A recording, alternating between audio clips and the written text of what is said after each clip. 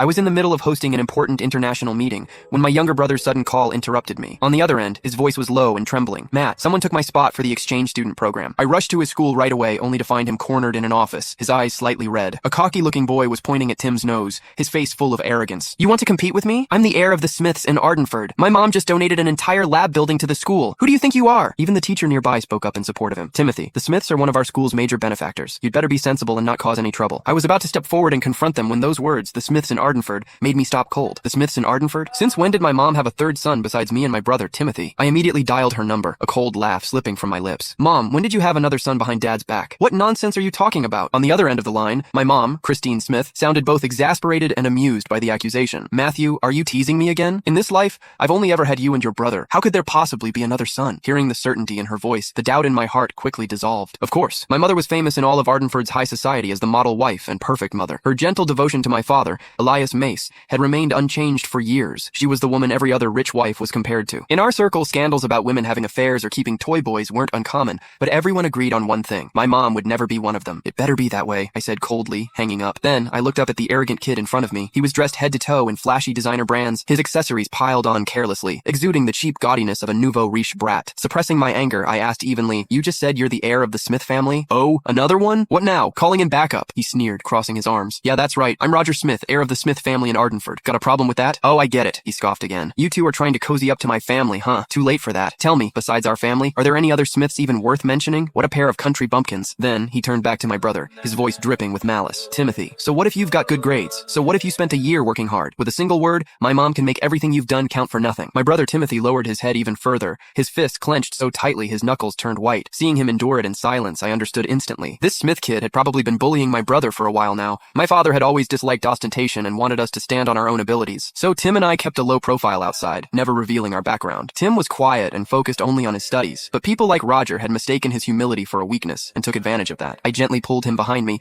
and turned my cold gaze back to Roger. As far as I know, all the paperwork and approvals for the exchange program have already gone through. Replacing someone at the last minute isn't exactly by the rules, is it? Rules? Roger let out a mocking laugh. With a smug grin, he pulled a stack of documents from his bag and waved them in front of me. You mean these? Timothy's application documents? Sorry, never made it to the office. I held onto them myself. Roger smiled brightly, but the words that came out of his mouth were vicious. So you see, the final list the school submitted only had one name from start to finish. Mine, Roger Smith. No matter how well prepared he was, what good would it do him? As soon as he finished, he tore in half, right in front of me, the stack of documents Timothy had poured countless days and nights of effort into. Matt! Timothy's voice cracked as he shouted, his eyes instantly reddening. I watched those papers scatter to the ground, fury blazing through me in an instant. I'd seen shameless people before, but never anyone this brazenly shameless. You! My blood surged, the veins at my temples throbbing. What about me? Roger sneered, grinding the shredded papers beneath his shoe.